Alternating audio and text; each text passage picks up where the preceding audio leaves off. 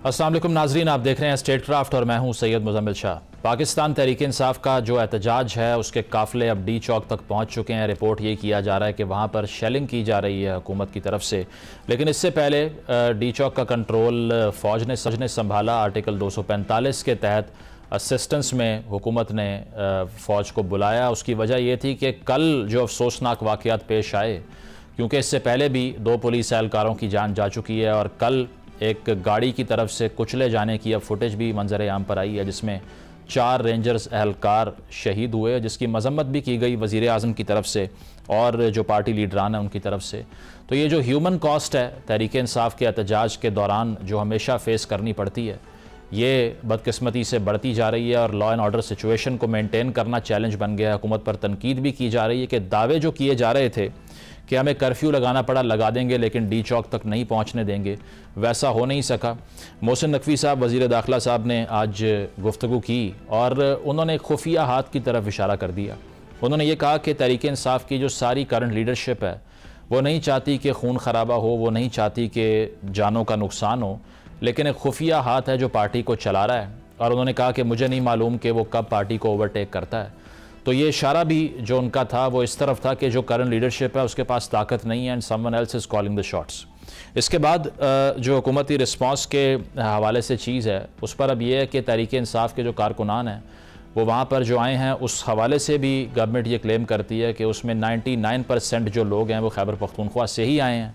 और मोहसिन नकवी साहब ने यह भी कहा कि अपने शेल और कुछ मकामात पर जो असलहे का इस्तेमाल हुआ है वो भी खैबर पख्तूनख्वा की हुकूमत के वसाइल हैं। जिसके बाद ये भी खदशा ज़ाहिर किया जा रहा है कि गवर्नर राज के बारे में भी गुफ्तगू जारी है, मुशावरत की जा रही है, उसमें कितनी सदाकत है ये वक्त बताएगा। लेकिन इसके साथ साथ जो मुतालबात हैं PTI के, बुशरा बीबी साहिबा ने भी ये कहा कि जब तक खान साहब को छुड़वाते नहीं हैं यहाँ से वापस नहीं जाएंगे। इस सारी पॉलिटिकल वॉर गेम में किसका नुकसान और किसका फ़ायदा है, और क्या PTI की ये सक्सेस है कि वो यहाँ तक पहुँचे हैं, या ये बहुत बड़ा एक इम्तिहान है क्योंकि धरने देने से हुकूमत जाती नहीं है। इससे आगे PTI के लिए वे फॉरवर्ड क्या होगा, इस पर बात करते हैं। गुफ्तगू का आगाज़ करते हैं। नसरुल्लाह मलिक साहब स्टूडियोज़ में मौजूद हैं, सीनियर सहाफ़ी हैं, तजिया निगार हैं। इसके अलावा आमिर ज़िया साहब ज्वाइन कर रहे हैं, आप भी सीनियर सहाफ़ी तजिया निगार हैं। आप दोनों का बहुत बहुत शुक्रिया। मलिक साहब, आपसे आगाज़ करना चाहूँगा। सबसे पहले तो ये कि पार्टी के अंदर कोई कू होने के हवाले से बात की जा रही है, क्योंकि PTI में जितने भी फैक्शंस अब तक बने हैं, चाहे वो पख्तूनख्वा की तरफ से हों या दीगर हों, इस मरतबा कहा यह जा रहा है कि जिस तरह कल रात की जो मुलाकात थी अडियाला जेल में, उसमें बैरिस्टर गौहर को एक वीडियो पैगाम रिकॉर्ड करवा के दिया जाता है जिसमें बताया यह जाता है कि बुशरा बीबी साहिबा या गंडापुर साहब हों और कारकुनान के लिए, और वो यही था कि डी चौक के हवाले से तो उसमें कोई ऐसी बात इतलात के मुताबिक नहीं थी। इनफैक्ट उसमें यह कहा जा रहा था कि संगजानी का जो मुकाम है उस पर पड़ाव डाल लें, वहाँ जलसा कर लें, लेकिन बुशरा साहिबा की ओपिनियन तो इस पर बिल्कुल कुछ और है। क्या लगता है आपको कि ये असल में ओपिनियंस का क्लैश है या कम्युनिकेशन नहीं हो पा रही, या डेलिब्रेट है, जानबूझ के किया जा रहा है? देखिए, एक दो चीज़ें अगर आप पिछले चंद दिनों की पाकिस्तान की सियासत और उस मुख्तलिफ लीडर्स के बयानात को देखें तो आपको शायद कुछ चीज़ें समझने में हमारे लिए आसानी हो जाए। फवाद चौधरी साहब एक बात मुसलसल कहते चले आ रहे हैं कि पाकिस्तान तहरीक इंसाफ की जो लीडरशिप है वो उनकी अहलिया बुशरा बीबी जो है वो साबिक़ खातून अव्वल हो सकती हैं। अच्छा। और पिछले 2-3 रोज़ से आप देख रहे हैं कि जिस तरीके से बुशरा बीबी ने पेशावर से कंट्रोल संभाल लिया, एक मौके पर तो अली अमीन गंडापुर साहब भी साइड लाइन हो गए, और उस वक्त से जो फैसले डी चौक आने तक, ब्लू एरिया आने तक, वो सारे बुशरा बीबी के हैं। आपको कहीं बैरिस्टर गौर का फैसला कोई नज़र नहीं आ रहा, जो मुलाकात हुई उसके बाद क्या उन्होंने तय किया वो चीज़ें नज़र नहीं आ रही। तो ये बात तो अपनी जगह पे हकीकत है, इससे कोई इनकार करे या ना करे कि ये इमरान खान साहब की पार्टी को बुशरा बीबी लीड करना चाहती हैं। इमरान खान साहब हों तो यकीनी बात है वो उनके लीडर हैं, वही लीड करेंगे। लेकिन इस वक्त में उनकी रिहाई, ये भी इसका कोई ताल्लुक है इस सारे फियास्को से जो हो रहा है? मेरे ख्याल में कहीं ना कहीं देखिए, इसका तो इकरार अली अमीन गंडापुर साहब ने खुद कर लिया कि मैंने फैसिलिटेट किया, उनकी रिहाई के लिए मैंने कोशिशें की। कुछ इतलात ये भी हैं कि हुकूमत पंजाब भी जो है वो चाहती थी कि बुशरा बीबी बाहर आ जाएं। लेकिन अगर सारे इस खेल को भी आप देखें, मैं सियासी जदोजहद या सियासी तहरीक, एहतजाज, उसके हक़ में हम सब, आप और हम सब समझते हैं डेमोक्रेटिक सिस्टम में हर किसी को ये राइट होना चाहिए कि अपना पुरअमन एहतजाज भी करे। लेकिन जिस तरीके से पाकिस्तान की सियासत में एहतजाज की एक रवायत पड़ चुकी है, ये एहतजाज और आपका मुल्क दोनों इकट्ठे नहीं चल सकते।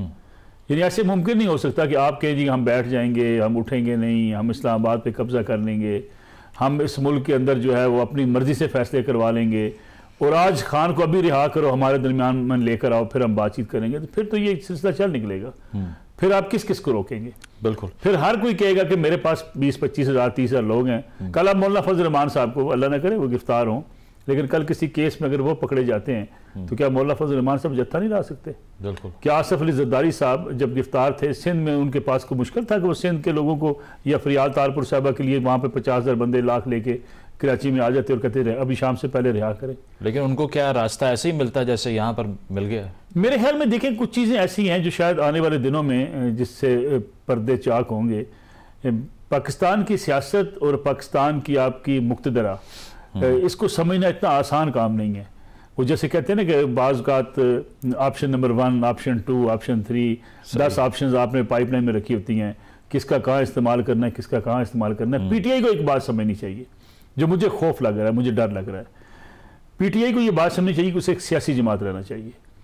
अगर वो सियासी जमात ना रही, बेशक वो डी चौक पहुंच जाए, डी चौक से आगे पार्लियामेंट हाउस चली जाए, वो जवाज़ फराम कर देगी कि फिर उनके खिलाफ कोई अगर कार्रवाई होती है तो लोग कहेंगे जी दुरुस्त कार्रवाई हुई है। ठीक, ये जवाज़ मौलाना सूफी मोहम्मद साहब ने फराम किए थे, बड़े पॉपुलर थे वो भी, लेकिन उन्होंने कहा था न मैं आइन को मानता हूँ, न कानून को मानता हूँ, न पाकिस्तान की जो है वो परचम को मानता हूँ। क्या फिर रियासत एक प्रोस्क्राइब्ड ऑर्गेनाइजेशन की तरह ट्रीट करना शुरू कर देती है। आमिर साहब, एहतजाज के हवाले से तो जिस तरह मलिक साहब ने भी कहा कि इसमें कोई दो राय नहीं है कि कॉन्स्टिट्यूशन प्रोटेक्ट करता है आपके राइट को, राइट टू असेंबली जिसको कहते हैं, लेकिन जो फुटेज सामने आई है जिसमें रेंजर्स एहलकारों की बड़ी अनफॉर्चुनेट शहादत कि वो लोग वहाँ पर सिर्फ लॉ एंड ऑर्डर मेंटेन करने के लिए खड़े होते हैं, लेकिन ये ह्यूमन कॉस्ट जो है ये हम कम नहीं कर पा रहे जब भी तहरीक इंसाफ का एहतजाज होता है। क्या लगता है आपको कि एक तरफ डी चौक पर पड़ाव डालने की बात हो और दूसरी तरफ इस तरह के वाक़यात जिसमें पुलिस वाले हों, इसके अलावा रेंजर्स के एहलकार हों, उनका जो लॉस ऑफ लाइफ है, इससे पीटीआई की ओवरऑल मूवमेंट को कोई फ़र्क नहीं पड़ेगा? जो उनका बयानिया है कि हम पुरअमन एहतजाज करने आते हैं लेकिन हर मरतबा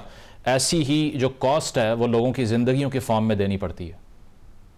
लेकिन तशद्दुद अगर हो तो ज़ाहिर है कि किसी तरफ से भी हो, चाहे सियासी जमात की तरफ से हो या हुकूमत की तरफ से हो, वो काबिल मुजम्मत है और उसकी कोई जस्टिफिकेशन नहीं दी जा सकती। लेकिन हम सब सिम्टम्स पे बात करें, हम कह रहे हैं कि एहतजाज हो रहा है, गलत हो रहा है, एहतजाज नहीं होना चाहिए था, इस तरह के एहतजाज जो मुनासिब नहीं है। लेकिन जिस चीज़ ने प्रॉम्प्ट किया एहतजाज, उस पर हम लोग मेरे ख्याल में तवज्जो जब तक नहीं देंगे और टेढ़ेपन को नहीं दूर करेंगे पाकिस्तान की सियासत से, तो इस तरह के सिम्टम्स कहते हैं ना आए दिन नमूदार होते रहेंगे। और वो असल जो बात है कि जी कानून की हुक्मरानी की हम बात करते हैं, सुप्रीम उसकी कहते हैं कॉन्स्टिट्यूशन की हुक्मरानी की बात करते हैं, लेकिन जब उस पर अमल ना हो और एक मतलब है कि जिस तरह से एक गवर्नमेंट को लाया गया है या आई है वो धांधलीज़दा इलेक्शन की सूरत में, तो वो एक कहते हैं ना बुनियादी टेढ़ापन आ गया है। और जब पाकिस्तान तहरीक इंसाफ जो थी वो आइन के मुताबिक खेल रही थी, उसने इस्तीफे दिए, वो समझ रही थी कि जी जल्दी इलेक्शन होंगे, वो तमाम आइनी चीजें उसको डिनाई कर दी गई, ठीक है ना। और फिर आपने उसको कहते हैं ना दीवार से धकेल दिया कि उसके पास और कोई रास्ता नहीं रहा कि वो मैदान में आए और वो जनाब जुलूस निकाले। और ज़ाहिर एक बात हमें तस्लीम करनी चाहिए कि एक मकबूल जमात है और मकबूल जमात को जिस तरह से टारगेट किया गया, देखिए अगर उन पर करप्शन केसेस हैं तो बहुत अच्छी बात है कि वो ट्रायल हो, लेकिन उनसे बड़े करप्शन केसेस उन लोगों पर हैं जो आज हुकूमत में हैं। तो लोग इस तजाद को हजम नहीं कर पा रहे हैं। जब तक आप उस तजाद को दूर नहीं करेंगे, यानी करप्शन की है तो फिर सबने की है, तो वो लोग फिर क्यों इंतजार में है, उन पे से केसेस क्यों खत्म हो गए, एयरपोर्ट के ऊपर क्यों उनको मतलब है कि साइंस उनके हो गए, उनकी हर चीज जो थी फैसिलिटेट कर दी। तो ये आदमियों को नजर आ रहे हैं, वो लोग कि जो न्यूट्रल है, जो पीटीआई के हमदर्द नहीं है, वो भी ये बात देख रहे हैं। तो आप जब तक आप सांस लेने की जगह नहीं देंगे, और देखिए बड़ी मिच्योर बात की, अभी जो थोड़ा सा रीलो पेशकदमी की उन्होंने इस्लामाबाद की हदूद में दाखिल हुआ और बिल्कुल मरकजी इस्लामाबाद में है कि जहां पर पाक फौज के जवान खड़े थे, तो उन्होंने एश्योर किया कि कोई तशद्दुद वाक़या ना हो। ठीक है, पंजाब पुलिस की तरफ से हो रहा है या उधर से हो रहा है मुजाहिरीन की तरफ से, तो फौज की क़यादत में और हमारी जो फौजी वो थी, जो वहाँ पे जवान खड़े थे, अफसर खड़े थे, बहुत ही सियासी बालिगुल नजरी का मैं लफ्ज़ इस्तेमाल कर रहा हूँ जानबूझ के, या बालिगुल नजरी का सबूत दिया कि उन्होंने चीज़ों को, क्योंकि अगर खुदा ना खास्ता आप इमेजिन करें हज़ारों लोग हैं, आप कितने 10 आ रहे हैं, 20 आ रहे हैं, मुख्तलिफ फिगर्स आ रहे हैं, ठीक है ना, उसमें अगर गोली चल जाती है और रियासत की तरफ से चलती है, और वो तो फिर चीजें बिल्कुल खराब हो जाएंगी। आमिर साहब, जेल से तो पैगाम यही आता है, बात कर लें, बुशरा बीबी इनकार कर देती हैं कि मुज़ाकरात नहीं होंगे, तो ये अब इसमें एक फरीक बैठने को तैयार ही नहीं है, क्या करें उसके साथ फिर? नहीं, आप देखिए ना, मुज़ाकरात के लिए तो खुद उन्होंने, जो उनके बैरिस्टर चेयरमैन हैं गौहर, उन्होंने कहा कि जी मुज़ाकरात हो रहे हैं। नहीं, वो मोहसिन नकवी साहब कह रहे हैं ये सारी जो लीडरशिप है इनका कंट्रोल ही नहीं है, कंट्रोल किसी और का है, बात किसी और की मानी जा रही है। नहीं, बात ही कि गवर्नमेंट ऑफर क्या कर रही है उनको, जो भी लीडरशिप है, जो सामने है, जो पीछे है। अगर फर्ज करें ये बात हो, कोई एक जेस्चर हो ना कि जी सियासी मुकदमात है, और ये बात मैं नहीं कह रहा, बहुत सारे आप लोगों से बात करें जो सियासी मुकदमात हैं, कंट्रोवर्शियल मुकदमात हैं, आप छोड़ें, आप जरा सा एक गुडविल का जेस्चर दें। और मेरे ख्याल में एक और बात है इसमें, जब तक इस्टेब्लिशमेंट बुनियादी किरदार अदा नहीं करेगी, देखिए इस वक्त जो है दो सेक्शन है ना, गवर्नमेंट और पीटीआई है, ठीक है। एक आपको चाहिए आर्बिट्रेशन के लिए फोर्स, अब वो हमारी अदलिया कर दे, वो हमारी इस्टेब्लिशमेंट कर दे। माजी में ऐसा हुआ, माजी में भूखा तक नहीं किया इस मुल्क में, कि जब फैसिलिटेट किया था बेनजीर साहबा को, नवाज शरीफ साहब को सऊदी अरब ने किया था, तो जब किसी थर्ड पार्टी ने किया था ना, तो यहाँ पर भी थर्ड पार्टी है। चले, मतलब आप कह रहे हैं डिफ्यूज करने के लिए कोई थर्ड पार्टी होनी चाहिए। मुनीर जहांगीर साहिबा ने भी ज्वाइन कर लिया है। मुनीर, बहुत शुक्रिया आपके वक्त का। ये इस्लामाबाद में आप मौजूद हैं, ऑन ग्राउंड सिचुएशन जो अब तक रिपोर्ट हो रही है वो ये है कि काफिले डी चौक पर पहुंचना शुरू हो गए हैं। हालांकि गवर्नमेंट का बड़ा स्ट्रिक्ट स्टांस था कि चाहे कर्फ्यू भी लगाना पड़ गया ना, लेकिन इस पॉइंट तक आने नहीं देंगे उनको। क्या लगता है आपको कि अब ये सिचुएशन किस तरफ जा रही है कि कल 4 रेंजर्स एहलकारों की जान जाती है, पुलिस एहलकारों की ज़ख्मी होने की इतलात सामने आती हैं, फिर ये भी क्लेम किया जा रहा है कि खैबर पख्तूनख्वा की हुकूमत के वसाइल यूज़ हो रहे हैं, वो अपने शेल अपने साथ लेकर आए हैं और वहाँ से इनिशिएट किया गया है इस सब को। आपका व्यू पॉइंट क्या है इस सारे फियास्को पे जो अब तक हुआ है?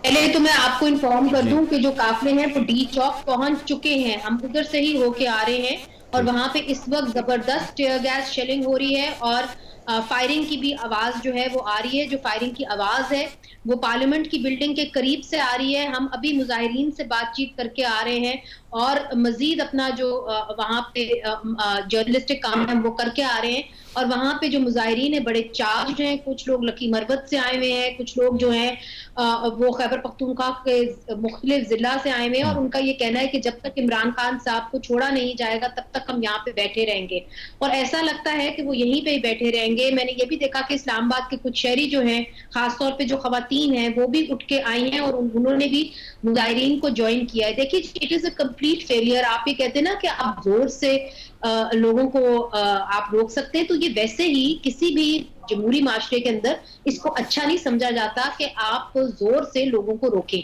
अक्सर जो मामला हल होते हैं, और आपने पहले भी माजी में भी देखा जब पाकिस्तान पीपल्स पार्टी की गवर्नमेंट थी और ताहिरुल कादरी साहब ने धरना किया था, तो कितनी खूबसूरती से उस वक्त पाकिस्तान पीपल्स पार्टी की गवर्नमेंट ने इनसे मुज़ाकरात किए थे और मामला हल किए थे। आपको याद होगा कि कमर जमान कायरा साहब उन्हीं के कंटेनर पे जाके खड़े हुए थे और फिर उन्होंने उन्हीं के साथ तकरीर में शामिल करके कहा था कि जी हमारे मुज़ाकरात मान लिए गए। तो देखिए, जब आप सियासी हल ढूंढते तो आप बंदूकों से नहीं ढूंढते, आप टीयर गैस से नहीं ढूंढते, आप अपनी दिमाग से सोचते हैं और आप अपनी जुबान से जो है मामलात हल करते हैं और अपनी नीयत से हल करते हैं और सियासी जो जोड़ तोड़ होती है उसको हल करते हैं। अनफॉर्चुनेटली ये कहना पड़ेगा कि क्योंकि मंजे हुए सियासतदान तो अब सियासी मंजरनामे से आउट कर दिए गए हैं, तो फिर कौन यहाँ पे जो है सियासत करेगा। तो मुझे इस चीज का इतना अफसोस होता है कि देखिए, यही पॉलिटिकल पार्टी थी जिसको इस्टेब्लिशमेंट ने उसकी इतनी उसको सपोर्ट किया और आप उसी के खिलाफ इस हद तक बढ़ के चले गए हैं। मैं ये समझती हूँ कि जो एक आजादी इज़हार राय है उसका हक सबको होना चाहिए। ठीक है, अपने पैमाने होते हैं प्रोटेस्ट के, और पीटीआई को भी देखना चाहिए कि इस किस्म के प्रोटेस्ट जहां पे ये साथ साथ क्रेन्स लेके आ रहे थे और बाकी चीजें लेके आ रहे थे, किसी को कबूल नहीं होंगे। मगर मैं एक सवाल आपसे करती हूँ, 2014 में एग्जैक्टली ये हुआ था। मैं तब रिपोर्टर थी, मैंने भी वो धरना देखा है, आप सबने देखा होगा। उस वक्त भी ये क्रेन लेके आए थे, उस वक्त भी मुझे याद है कि जो पत्थर तोड़ने वाली मशीन थी वो तक आई हुई थी इधर डी चौक। तब तो किसी को बुरा नहीं लगा क्योंकि तब जो चढ़ाई थी वो पार्लियामेंट के ऊपर हो रही थी, अब जो चढ़ाई है वो इनके खिलाफ हो रही है। तो बात यह है कि आप कुछ लोगों को अगर आप सियासत सिखा रहे हैं तो वो एक अलग चीज है, मगर अगर आप सियासी लोगों को कोई और चीज सिखा रहे हैं बाद में वही वो मुनीर साहिबा, लेकिन ये जो आर्ग्यूमेंट है कि हम सिर्फ रिस्पॉन्ड करते हैं, खैबर पख्तूनख्वा के जो वजीर आला हैं गंडापुर साहब, जिस तरह आपने कहा कि जुबान से बात करनी चाहिए, डंडे से और गोली से नहीं होनी चाहिए, तो तो गवर्नमेंट भी यही कहती है कि इनिशिएट वहां से होता है, वो अपना पैराफर्नेलिया लेकर आ जाते हैं और हम तो रिस्पॉन्ड करते हैं सिचुएशन को, क्योंकि वो भी टॉर्चर की पॉलिटिक्स करना चाहते हैं, इसीलिए हमें भी यही करनी पड़ती है। तो वो तो ये कहते हैं कि कोई फर्क ही नहीं है उनके तर्ज अमल में और हमारे में। देखिए मेरी बात सुने, ये इस तरह मत करें। एक स्टेट होती है और एक अवाम होती है। स्टेट जो होती है उसके ज्यादा रिस्पॉन्सिबिलिटीज होती हैं। They have been voted in by the people. But Gandapur साहब is also the state, isn't it?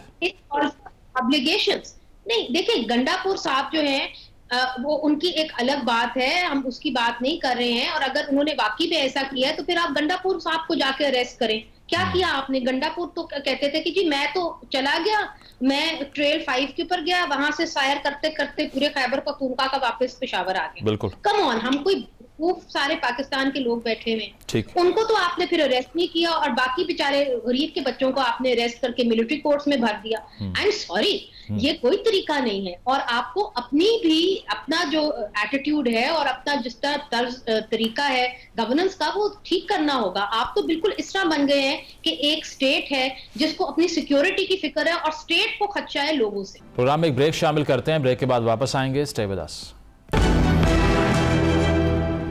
Welcome back नाज़रीन, डिस्कशन को कंटिन्यू करते हैं। मलिक साहब, ये जो मुनीदा साहिबा भी बात कर रही हैं कि यूज़ ऑफ फोर्स से कोई फ़ायदा नहीं होगा, ये आर्गूमेंट तो उनका ठीक है ना, फेयर है कि पॉलिटिकल लोग तो उस तरह से फ्रंट फुट पर नहीं है, क्योंकि अगर नकवी साहब हों उनके ऊपर भी लोग ये कहते हैं कि इलेक्टेड आदमी नहीं है। तो आपको लगता है कि अगर प्योरली सियासी लोग इसको डील करते, जिस तरह 2014 के धरने की वो भी मिसाल दे रही हैं, तो सिचुएशन थोड़ी बेहतर होती, डिफ्यूज़ हो जाती? देखिए, पहली बात जो आमिर साहब ने की, मैं उस पर रिस्पॉन्ड कर दूँ। आमिर भाई कह रहे थे कि एक जमात को आप उसका आईनी हक अगर नहीं देंगे तो फिर ऐसा ही होगा। सवाल ये पैदा होता है कि क्या उस सियासी जमात को किस मौके पर आईनी हक नहीं दिया गया?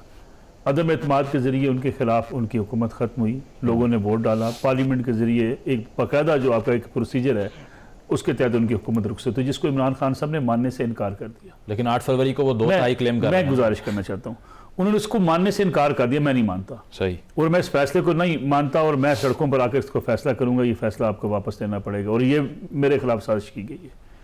जब आप एक पार्लिमानी जमहूरी जमात होते हैं तो फिर अगर आपके खिलाफ पार्लियामेंट में फैसला आ जाए तो आप उसको कबूल करना पड़ता है। वही लोग आपके साथ थे, उन्होंने वोट नहीं दिया, आप इक़्तिदार से अलग हो गए।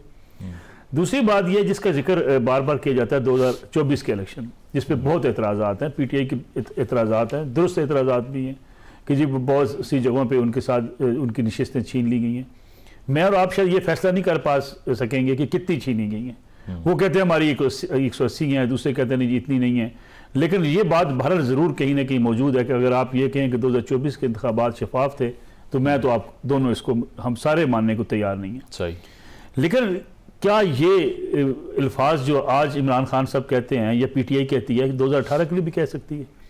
आप इक़्तिदार गैर कानूनी तरीके से उस वक्त की पॉपुलर जमातों से छीन कर आए थे और आप इस्टेब्लिशमेंट के साथ मिलकर उनको इक़्तिदार से निकालने के लिए आप एक गठजोड़ करके आए थे। बट वो उसको जस्टिफाई तो नहीं करता। मेरी गुजारिश है, कहा यह जाता है, देखिए अगर फर्ज कर लें आपको उस वक्त उसको मुल्क के अंदर आपको एक बड़ी पार्टी बनाने के लिए 2 पार्टियों को दीवार से न लगाया जाता, इस्लामाबाद में कब्रें ना खोदी। मरीज़ बिल्कुल ठीक बात कर रही हैं। उस वक्त इस्टेब्लिशमेंट की छतरी आपके ऊपर थी, अपने इस्लामाबाद में कब्रें खोद दी। ये कौन सी आईनी और जमहूरी हक होता है कि आप फेडरल कैपिटल के अंदर कब्रें खोद के बैठ जाएं और आप वहां धरना दें और आप कहें जी मैं पूरा निज़ाम ज़िंदगी मुअत्तल कर दूंगा? ये कौन सा आईनी हक है कि आप पार्लियामेंट के ऊपर चढ़ दौड़े? हुकूमत जो डील कर रही है, देखिए मैं एक आपसे अर्ज करूं, बिल्कुल नहीं होना चाहिए PTI की किसी एक कारकुन को एक भी डंडा लगे। मैं समझता हूँ आपको और मुझे डंडा लगा है, नहीं लगना चाहिए।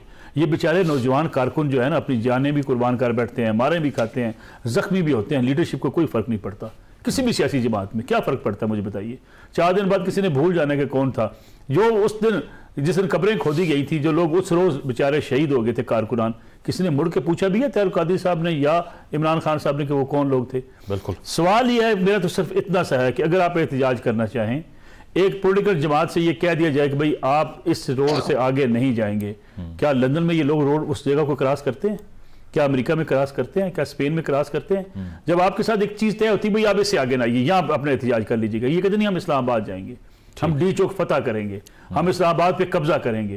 देखिए फिर रियासत की तरफ से भी ज्यादती होती है, पुलिस शेलिंग भी करती है, पुलिस लाठीचार्ज भी करती है, दोनों तरफ से पुलिस का बंदा भी जख्मी हो वो भी आपका पाकिस्तानी है, मतलब PTI का कारकुन हो वो भी पाकिस्तानी है। मसला ये है कि आपको इस मुल्क के अंदर एहतजाज जो भी सियासी जमात करे एक कानून वजह करना पड़ेगा, एक उस पर अमल दरामद कराना पड़ेगा कि अगर रियासत देखें, पुलिस का एक शुरता कहते हैं ना कि यहां से आगे नहीं जाएंगे, एक बंदा मूव नहीं कर पाता। यहाँ हम क्या करते हैं, वर्दी उतार के पहन के ऐलानात कर रहे हैं। अब देखें वीडियोस देखें ना, पुलिस की वर्दी पहन के खड़ा है, किसी ने ना पुलिस की गन उठाई है, किसी ने पुलिस के शेल उठाए हुए हैं कि जी हमने छीन लिया। वो साथ में बयानात भी दे रहे हैं, हमने इतने पुलिस वालों को जूते मारे और उनसे ये हमने गनें छीन ली। मतलब ये जो कॉपरेशन है ये दोनों तरफ से करनी पड़ेगी अगर इसको डिफ्यूज करना है। आमिर साहब, नकवी साहब ने, मोहसिन नकवी साहब ने आज जो गुफ्तगू की है, अब उसमें वो एक खुफिया हाथ का जिक्र कर रहे हैं। वो कह रहे हैं कि पीटीआई की जो करंट लीडरशिप है वो खून खराबा नहीं चाहती और वो मुज़ाकरा चाहती है, लेकिन एक खुफिया हाथ है जो पार्टी के ऊपर भारी है। और उन्होंने कहा कि कोट एंड कोट मुझे नहीं मालूम कि ये कब पार्टी को ओवरटेक करता है,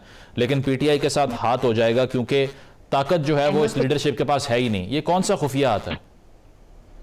अब जाहिर कि जिस चीज पे हमारे वजीर दाखिला रोशनी नहीं डाल सके तो कराची में बैठ के मुजम्मिल साहब में कैसे रोशनी डाल सकते हैं, है ना। ये तो बड़ा आपने मुश्किल टेढ़ा सवाल कर दिया कि मैं फेल हो जाऊं। गैस वर्क कर लीजिए आप, है ना। गैस वर्क मैं करूंगा नहीं, क्योंकि जरा सा मेरी ट्रेनिंग जो है वो अच्छी उसमें हुई है। मतलब है कि हम क्या सराही नहीं करते कि कौन हाथ होगा ना। लेकिन ये जो बात हम लोग, मसला ये कि हम लम्हे में फंस गए। हम ये देख रहे हैं कि जी इस वक्त ये सब कुछ हो रहा है, और जाहिर है उसमें फिर जैसे बिल्कुल सही कहा हमारे दोस्त ने कि जी 2018 में क्या हुआ था, फिर हम और पीछे चले जाएं तो 2013 में क्या हुआ, तो फिर पीछे जाते जाएं तो आपको पता चलेगा बहुत कुछ गलत हुआ है। तो कहीं ना कहीं से उसको सही होना चाहिए, और कहीं ना कहीं पे इस मुल्क में कानून की हुक्मरानी होनी चाहिए, आइन की हुक्मरानी होनी चाहिए, और जो अवाम की विल है उसको, उसकी जो है नफी नहीं होनी चाहिए। तो वो नुक्ता आगाज कहीं ना कहीं से तो होगा। और वो मेरे ख्याल में, मैं ये नहीं कह रहा कि जनाब पीटीआई की जो टैक्टिक्स हैं वो बिल्कुल बड़ी जबरदस्त है और बहुत अच्छी हैं। मैं ये कहूँगा कि रद्द अमल हो रहा है, एक अमल है उसका रद्द अमल, और फिर एक और रद्द अमल ना। और वो जो अमल है वो ये हुआ है कि बिल्कुल ठीक कहा कि जी हक था कि कहते ना उनको हटाया गया वोट ऑफ नो कॉन्फिडेंस के लिए, बिल्कुल ठीक किया। उसके बाद लेकिन जो चीजें शुरू हुई हैं होना, मिसाल के तौर पे कि अगर इलेक्शन होने थे, प्रोविंशियल असेंबली के सुप्रीम कोर्ट ऑर्डर दे रही है लेकिन इलेक्शन नहीं हो रहे इस मुल्क के अंदर, ठीक है ना, एक सूबे के इलेक्शन नहीं हो रहे, आपने उसके लिए कोई ना कोई जवाब तलाश कर दिया। बाद में आपको ये लगा कि जी कानून हमारे खिलाफ जा रहा है या अदली हमारे खिलाफ जा रही है, तो आपने कानून तब्दील कर दिया, आपने आइन तब्दील कर दिया, स्ट्रॉन्ग आर्म टैक्टिक्स इस्तेमाल की। सबको पता है किस तरह से हुई है तरमीम की, सबको पता है कि कोर्ट की आवाज को किसने नहीं सुना। तो बात यू कि गलतियों पर गलतियां हुई हैं, और कहीं ना कहीं इस पर फुल स्टॉप लगना है। वो फुल स्टॉप कब लगेगा, वो कितने नुकसान के बाद लगेगा। आप सोचिए, कोई बड़ी से बड़ी रियासत जो है, 2 बरस हो गए पाकिस्तान में, 2 बरस से ज्यादा सियासी अदम इस्तेकाम को, हम मुकम्मल हो सकते हैं। हम मईशत पे तवज्जो नहीं दे रहे, हम तालीम पे नहीं दे रहे, हम पॉपुलेशन पे नहीं दे रहे, ग्रोथ पे, हम पोल्यूशन पे नहीं दे रहे। हम फंसे हुए हैं कि जी जो हमारी पूरा शराफियत का अटर फेलियर है कि हम कहते हैं ना कि ओल्ड बॉयज क्लब में फंसे हुए। एक तरफ 2 खानदान है, शरीफ खानदान है, जरदारी खानदान है, वो बार बार आ जाता है। एक अब मतलब है कि नई इमर्जिंग पीटीआई सामने आ गई है, तो आप कहाँ लेके जाएंगे? अमर भाई अगर मुझे इजाजत दे, देखें बिल्कुल उस जिस पे हम फंसे हुए उससे हमें निकलना चाहिए। सवाल यह है कि आपने मेरा घर डाका मार के लूट लिया है और आप कहते हैं उस लूटने को भूल जाएं, आगे से हम डकैती नहीं करेंगे। देखिए, अगर इससे आगे बढ़ना है तो आपको पीटीआई को, पीपल्स पार्टी को, पीएमएलएन को मानना पड़ेगा कि हमने आपका मैंडेट छीना था, ये कहें हमने आपका मैंडेट छीना है, तो फिर ही आगे बढ़ सकते हैं। मुनीर साहिबा, एक पॉइंट आप मुनीर साहिबा कुछ ऐड करना चाह रही हैं? आमिर साहब जी, मेरे जो दोनों भाई हैं, मैं एक बात सीधी करना चाहती हूँ। देखिए, पीटीआई का मैंडेट पीएमएलएन ने चोरी किया, पीएमएलएन का मैंडेट पीटीआई ने चोरी नहीं किया। यहाँ पे सबको पता है कि मैंडेट चोर कौन है। तो बात आप सीधी करें। गवर्नेंस अगर करनी है तो आप देख लें, आपका ये hybrid model has not worked, ये बात साफ हो गई है। आज जो डी चौक में हालात हैं, आपने पॉलिटिक्स को भी फेल कर दिया, और जिन मनपसंद पॉलिटिशियंस को आप लेके आते हैं और उनके पॉपुलर बहन भाइयों को पीछे छोड़ के आते हैं, that has not worked also. So the point is, सीधी बात करें, civil military relations are at the heart of this matter. यहाँ पे जब तक आप सिविल मिलिट्री रिलेशंस को दुरुस्त नहीं करेंगे, हम घूमते रहेंगे। और ये बात मेरी वालदा आसमा जहांगीर बहुत दफा कर चुकी हैं।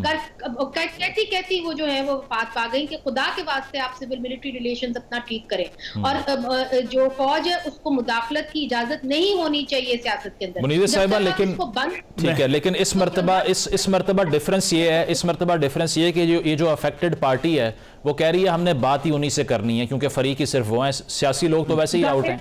उनको लाने वाले यही थे, उनको लाने वाले ये नहीं थे। क्या ये बात सबको पता नहीं है? क्या 2014 में जब धरना हुआ था तो कौन था? उसकी तो ऑडियो जो है वो मौजूद है। वो बीबीसी चला चुकी है, सबको पता है ये बात। हम क्यों घूम रहे हैं कॉन्वर्सेशंस के इर्द? तो जाहिर है जो पार्टीज वो बनाएंगी वो उन्हीं से बात करेंगी ना, और किन से करेंगी। But the point is that there should be some maturity among senior politicians also. ये तो नहीं हो सकता कि जैसे वो कहें वैसे आप जाएं। उनका, अगर आप उनकी माइंडसेट से चलेंगे और उनकी जजमेंट को लेके चलेंगे तो आज जो आपका हाल हुआ है वही होगा आपका हाल। ठीक है, बेहतर आपका हाल। ठीक है आमिर साहब मुनीज़ा साहबा भी ये कह रही हैं कि हाइब्रिड मॉडल जो है ना, ये इसका फेलियर है दरअसल।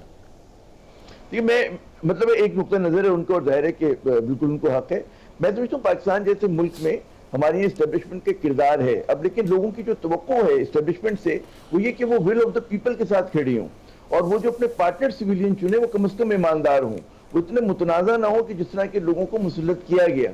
आप जो है मतलब नहीं आमिर साहब, पॉइंट ये है वो चुने क्यों, ईमानदार हो या ना हो ईमानदार। Establishment will of the people के साथ दुनिया में कहां खड़ी हुई है जी?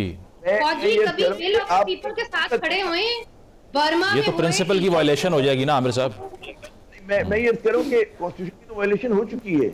अब मैं तो हकीकत की बात करूँ कि इस वक्त हो क्या रहा है। क्या नहीं पता कि ये नून लीग की पीपल्स पार्टी की जो हुकूमत है किस तरह आई है?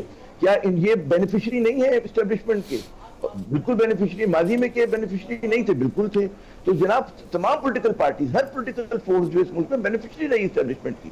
अब बात यह है कि एस्टेब्लिशमेंट को ये सोचना है कि वो बार बार इन नाकाम सियासतदानों को जो ट्राइड टेस्टेड एंड फेल्ड हैं, आप वो कहते हैं ना कि मरूसी सियासतदान आपके सर पे मुसल्लत हो जाते हैं, आप कम से कम फिर ईमानदारी से इलेक्शन करने दें, आप आने दें लोगों को। यही बात मैं भी कह रहा हूँ, मेरे ख्याल में मुनीज़े भी यही बात कह रही कि ईमानदारी से मुनसिफाना इलेक्शन हो जाए। और लेकिन और जाहिर है कि एस्टेब्लिशमेंट का किरदार रहेगा, there should be a working relation between civil leadership and the military leadership. फिर आपका यही हाल होता रहेगा जो आज है आपका हाल, यही हाल आपका होता है। नहीं मुनीज़ा साहिबा, वो ये कह रहे हैं कि एटलीस्ट वो रोड ब्लॉक ना बने, अगर मैंडेट मिला तो आने दें। तो ये देखिए सवाल ये जो मैं आपसे छोटी सी, मुझे इजाजत दें तो, जी मलिक साहब, जो मुनीज़ा साहिबा ने बात की, उनकी वालदा मोहतरमा, उनका बड़ा कंट्रीब्यूशन है, आसमा जंगीर साहबा का, हम उनके पास बैठते थे, उनसे बातचीत भी करते थे। सवाल ये पैदा होता है जिसकी हम डिबेट कर रहे हैं कि जी सियासतदानों के मामलात में एस्टैब्लिशमेंट मुदाखलत ना करे। बड़ी अच्छी बात है, सियासतदान खुद पहुंच जाते हैं, भाई हमारे यहाँ मुदाखलत करो। देखें 2018 का इलेक्शन इमरान खान चले गए कि मुझे लेकर आओ, 2024 में मुस्लिम लीग नवाज चलेगी, हमें लेकर आओ। ये गारंटी कौन देगा? ये जो बड़ी सियासी जमातें हैं ये खुद चली जाएगी। आज फर्ज करें इसको निकाल देते हैं, शहबाज शरीफ सबको निकाल देते हैं, इमरान खान सब तैयार होंगे जी मुझे लेकर आ जाए। यानी जब तक आपकी मुल्क की सियासी जमातें, नहीं वो जाने से पहले वो लाइफ टाइम एक्सटेंशन ऑफर कर रहे थे। भी तो कोई ओथ आपने लिया हुआ है according to the army act के? नहीं लिया हुआ आपने वो ओथ, आपने खुद भी तो कोई ओथ लिया हुआ है ना, तो आपको जो बुलाएगा आप उसके साथ चले जाएंगे। ये तो कोई बात ना हुई। मुझे बताएं कौन से ऐसे मुल्क के अंदर ये होता है कि कोई सियासतदान चाहिए मुझे अगर चांस दे दो तो आर्मी कहती चलो जी थानू भी दे देंगे? ऐसे तो नहीं होता ना जी। कम से कम you have to follow your own guidelines. ये मैंने तो नहीं बनाया या आपने तो नहीं बनाया मुनीज़ा साहिबा, लेकिन देखे ना, एक दो असेंबलियों का मैंडेट एक पार्टी डिसॉल्व करे और बाद में कहे कि बाजवा साहब ने कहा था कि ये असेंबलियां तोड़ दीजिए, हमने तोड़ दी। तो इस स्टेज पे ये जो मुल्क में ये सब कुछ हो रहा है, ये डेमोक्रेटिक कॉज के लिए हो रहा है या सिर्फ ये अनार्की और केओस है? फिर ये क्या है? नहीं देखिए, सियासतदानों को भी देखना चाहिए कि किस तरीके से वो आगे बढ़े हैं, और उनको भी जायजा लेना चाहिए कि क्या उनकी जजमेंट के तहत चल के वो सही जगह पहुंचे, या कि अगर अपनी जब उन्होंने बुद्धि लड़ाई है तो वो सही जगह पहुंचे। तो मेरा ख्याल है कि इस तरह का जो माहौल क्रिएट हुआ, और ये एक तरीके से इमरान खान साहब को जब लाया गया और यहाँ पे 2014 में धरने किए गए, और ताहिरुल कादरी साहब, आप मुझे बताएं, ताहिरुल कादरी साहब को जब ये लाए, उनका मुझे पाकिस्तान का बड़ा दर्द है, तो अब उनको दर्द खत्म हो गया उनका पाकिस्तान के लिए ताहिरुल कादरी साहब का? अब वो कहाँ है ताहिरुल कादरी साहब? सो द पॉइंट इज कि हम एक आर्टिफिशियल किस्म के लीडर्स जब ये बना के लेके आते हैं, कई मकबूल हो जाते हैं, कई नहीं होते, but the point is that engineering is what that has led us. ठीक है, प्रोग्राम में एक ब्रेक शामिल करते हैं, ब्रेक के बाद वापस आएंगे। Stay with us. Welcome back नाज़रीन। तहरीक इंसाफ के एहतजाज से मुतल्लिक हमारी गुफ्तगू जारी है। एक और पॉइंट ये है कि अब हमेशा से अलायंसेज, जिस तरह PDM ने एक अलायंस बनाई PTI के अगेंस्ट, इस मरतबा भी तहफ़्फ़ुज़ आईन पाकिस्तान की जो तहरीक थी उसमें मौलाना साहब भी थे और लोग भी थे, वो सब कहाँ हैं? सीन से गायब क्यों है? अगर इलेक्शन चोरी हुआ है तो वो तो उनका भी चोरी हुआ है। देखिए, मैंने बात जब भी मुनीज़ा भी जिसमें बात कर रहे हैं, ये बड़ी आइडियल सिचुएशन जिसकी हम बात करते हैं कि एस्टैब्लिशमेंट के पास जाएं तो वो कहें जी भाईजान वापस जाएं, हम आपके साथ जाने को तैयार नहीं है। सही, ठीक है, उन्होंने वोट भी लिया है। पाकिस्तान जैसे मुल्क में और दुनिया भर में देखिए एस्टेब्लिशमेंट भी आपकी जो है वो एक किरदार उसका भी होता है, हर जगह पे होता है। हमारे सियासतदानों ने उस किरदार को पकड़ के घसीट के अपने पास लेके आए हैं।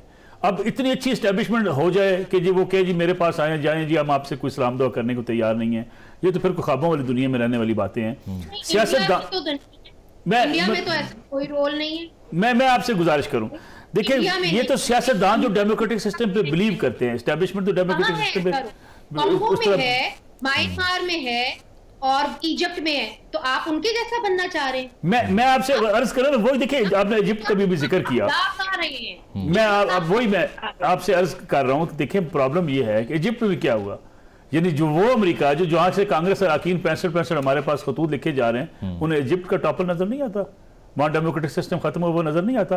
ये पिक एंड चूज है हमारे मुल्कों की भी, हमारी जो है वो इदारों की भी। सवाल ये है कि इससे निकलने का रास्ता क्या? चलें फर्ज करें एस्टेब्लिशमेंट जो है वो इंटरफेयर कर रही है, निकलेंगे कैसे? निकलने का एक ही रास्ता है कि सियासतदान ये कहें कि हम किसी को गिराने के लिए वहां कंधा इस्तेमाल नहीं होंगे। तो वही जो अलायंस थी वो फिर कहां गई? इस सारी कोई अलायंस नहीं बनता, अलायंस ये बनता है कि हमें हुकूमत में लेकर आओ। साहब मैं आ रहा हूं, हर बंदे की ख्वाहिश ये है, यकीन माने हर बंदे की ख्वाहिश ये है कि जनाब इसको निकालो, मुझे लेकर आओ। अच्छा, और जब आप ये काम करते रहेंगे ये कैसे पहिया घूमता रहेगा। या तो सियासतदान मिल बैठ के तय कर लें कि एस्टेब्लिशमेंट की मुदाखलत है, हम किसी सूरत भी उनके साथ बातचीत नहीं करेंगे, हम आपस में मामला तय करेंगे। अभी आपने जो जिक्र किया, कई जगहों पे सियासतदानों ने स्टैंड लिया। 26 कॉन्स्टिट्यूशनल अमेंडमेंट, मुझे और आपको पता है कि उन्होंने आर्टिकल 8 जो हम मुझे और आपको बुनियादी इंसानी हकूक देता है और कहता है कि मेरे और आपके इंसानी हकूक बालातर है किसी और लॉ के अगेंस्ट, तो उसके अंदर सियासतदानों ने पॉइंट ऑफ व्यू लिया ना। उन्होंने फिर इमरान खान मिल गए ना उनको दो पार्टियों को खत्म करने के लिए। मुनीर साहिबा उनका तो अब मुतालबा ही है कि इसको रिपील करें पीटीआई का। नहीं, उनका मुतालबा जरूर है और उनका हक है कि वो मुतालबा करें, मगर जो उसके अंदर बड़े खौफनाक शिकें थी कि आप फंडामेंटल राइट्स को ही स्ट्राइक डाउन करते हैं, उसके ऊपर सियासतदानों ने एक स्टैंड दिया। मौलाना फजल रहमान ने कहा कि हम इसको नहीं पसंद करते, पीपल्स पार्टी ने कहा हम इसको नहीं पसंद करते। तो देखिए जहां पॉलिटिकल पार्टीज को राइट मिलता है और जहां उनकी राइट्स के ऊपर पेडल किया जाता है या उनको खत्म किया जाता है, वहां पे वो पुश बैक करते हैं। मगर जब आप एक सिचुएशन ऐसी बना देते हैं मुल्क के अंदर जहां पे आप सियासत में भी हैं, बिजनेस में भी हैं, मीडिया में भी हैं, it becomes impossible to even move through a political milieu. So what I'm trying to say is that आप एक ऐसा एटमॉस्फेयर ना बनाएं या ऐसा पॉलिटिकल कल्चर ना बनाए जहां पे आप पॉलिटिक्स को खत्म कर दें। बट मुनीज़ा साहिबा उसके अगेंस्ट ही मलिक साहब का ये पॉइंट कि अगर इस्टेब्लिशमेंट की हवाले से आप जो बात कर रही हैं कि एक इंटरसेक्शनल रोल है उनका सोसाइटी में, उसको ख़त्म करने के लिए सियासतदानों का भी एक ग्रैंड अलायंस चाहिए ना, कि अगर हर 5 साल बाद एक अपॉर्चुनिस्ट सामने आएगा वो डील कर लेगा, बाकी सफ़र करेंगे। तो इसमें आप एक एंटिटी को ब्लेम तो कर लें, दूसरी को नहीं करेंगे क्या? नहीं, मैं समझती हूँ कि जी पार्लियामेंट को ज्यादा मजबूत होना चाहिए, पार्लियामेंट को वापस अपनी जो पावर है वो वापस लेनी चाहिए। हमने क्या हाल ही में नहीं देखा कि सफेद कपड़ों में मलबूस लोग पार्लियामेंट के अंदर घुस गए और उसके पर एक कमेटी बना दी गई? क्या हमको मालूम नहीं था कि ये लोग कौन थे? कमेटी बनाने की क्या जरूरत थी? तो पार्लियामेंट को भी अपनी बालादस्ती का ख्याल रखना होगा। मगर अगर आप इसी जजमेंट के जरिए चलते गए ना आगे, तो आज जो डी चौक का हाल हुआ है और अच्छा हाल यही होता रहेगा। ठीक, तो यही आपका मुस्तकबिल। ठीक है आमिर साहब, आप ये बताइए कि अब अगर धरने का ये रिस्क पीटीआई ले चुकी है, पहले भी 126 दिन का धरना हुआ था, गेन उसमें से कुछ नहीं हुआ, ना हुकूमतें इस तरह जाती हैं, वे फॉरवर्ड क्या नज़र आ रहा है कि अगर ये यहाँ से भी आगे बढ़ते हैं, खुदा ना खास्ता कोई ऐसा वाकया होता है कि किसी जिस तरह से पहले किसी अमलाक के ऊपर नुकसान हुआ या हमला किया गया, तो उस पर एक ट्रैप सेट हो जाता है, पार्टी खुद सफ़र करना शुरू कर देती है, हुकूमत को भी जवाब मिल जाता है। तो ऐसा तो नहीं कि नकवी साहब जो कह रहे हैं कि हाथ हो जाएगा पीटीआई के साथ, ये उसी तरफ जा रहे हैं मामला? मैं उसमें आता हूँ कि सिर्फ मुझे एक दो जुमले इस पे कहने से, जो बहस हो रही थी कि जी इस्टेब्लिशमेंट वर्सेस पॉलिटिशियन, और लग ये रहा है कि जी सियासतदान बहुत मासूम है और सारा जो जुर्म का इर्तिकाब किया वो इस्टेब्लिशमेंट ने किया। बात ये होती है कि दुनिया में हर जो रियासत चलती है उसमें इस्टेब्लिशमेंट और गवर्नमेंट जो है वो मिलकर चला रही होती है। अच्छा, हमारे यहाँ क्योंकि कहते हैं डेमोक्रेटिक इंस्टीट्यूशन डे वन से वीक रहे हैं तारीखी एतबार से, क्योंकि उसकी वजह ये कि हमारी सोसाइटी की साफ तहसीब फ्यूडलिज्म है, यहाँ पर ट्राइबलिज्म है, तो हमारी पॉलिटिकल पार्टीज भी उस तरह की मैच्योर पॉलिटिकल पार्टीज नहीं है। तो आपको ये समझना चाहिए कि उसको सपोर्ट करने के लिए एस्टेब्लिशमेंट का एक रास्ता बन गया, और जब बहुत ज्यादा इमेच्योर पॉलिटिक्स की, बहुत ज्यादा करप्शन की, तो जाहिर है कि उन्होंने स्पेस लूज की। चलिए आमिर साहब, लास्ट मिनट है, वे फॉरवर्ड बता दें आपके ये धरने का क्या होता है? मैंने कहा ये जो बात होती है ना कि आप सिर्फ एक को टारगेट करें, तो ये देखना चाहिए कि पॉलिटिकल पार्टीज उतनी कसूरवार है। वे फॉरवर्ड बिल्कुल ये है कि जनाब एक स्टोलन मैंडेट है, 8 फरवरी के इलेक्शन बहुत ज्यादा मुतनाजा है।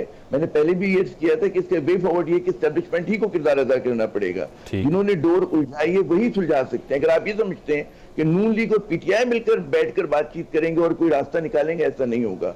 या मतलब जरदारी साहब बैठेंगे इनके साथ और वो रास्ता निकालेंगे, क्योंकि इन तमाम की अपनी स्टेक्स। अगर पीटीआई की बात मान ली जाती है, मुसलमान इलेक्शन हो जाती है, तो ये दोनों पार्टीज इररिलेवेंट हो जाएंगी। इनका तो स्टेक नहीं है, वो तो चाहेंगे कि ऐसे ही मामला चले। हाँ, एस्टेब्लिशमेंट एक परमानेंट एंटिटी है, वो मतलब है उनको जब तक वो किरदार अदा नहीं करेंगे, और आई होप और हमें दुआ करनी चाहिए कि वो अवाम की विल के हिसाब से करें और जो भी मतलब है रास्ता करें कि पुरअमन तरीके से पाकिस्तान में जमहूरियत भी पनपे, रूल ऑफ लॉ भी है, लेकिन ग्रेजुअल सिविलियन लीडरशिप अपनी स्पेस विन बैक करेगी। एकदम नहीं कर सकती कोई, एकदम वन कहते हैं ना स्ट्रोक ऑफ ब्रेवरी के साथ आप नहीं कर सकते कि जी एस्टेब्लिशमेंट आउट हो गई और हमने काम, अब सारे इख्तियारात जो है पार्लियामेंट के पास आ गए। तो पार्लियामेंट में जो सूरतें बैठी हैं वो आपको लगता है कि ये लोग लीड कर सकते हैं? इनका लेवल ऑफ डिबेट देखें, इन पे करप्शन के केसेस देखें। मेरे ख्याल में अवाम जितने निकले हैं गुस्से में, वो इमरान से की मोहब्बत से ज्यादा इनके रद्द-ए-अमल में निकल रहे हैं। ठीक, ये जब तक इस बात को नहीं समझेंगे, एस्टेब्लिशमेंट पे बोझ है इस वक्त शरीफ खानदान का, जिसकी वजह से मैं समझता हूँ कि एस्टेब्लिशमेंट जो है बहुत ज्यादा मुतनाज़ा हो गई है। और उसको अपने आप को तनाज़े से निकालने की एक ही सूरत है कि वो उन लोगों पे से मतलब है कि आप हाथ उठाएं और फिर अवाम की आवाज को सुने, आप लेके जाएं मुल्क को, इलेक्शन की तरफ लेके जाएं। ठीक, इस तरह से सस्टेनेबल नहीं है। सही, जो विल ऑफ द पीपल है फिर उसको मटेरियलाइज करना पड़ेगा। वक्त खत्म हो गया। बहुत बहुत शुक्रिया नसरुल्लाह मलिक साहब, आमिर ज़िया साहब, मुनीज़ जहांगीर साहिबा मौजूद थे। एक ब्रेक शामिल करेंगे, ब्रेक के बाद बातें हैं। Stay with us. नाज़रीन, प्रोग्राम आपने मुलाहिज़ा किया, फीडबैक ज़रूर दीजिएगा। इजाज़त दीजिए, अल्लाह हाफ़िज़।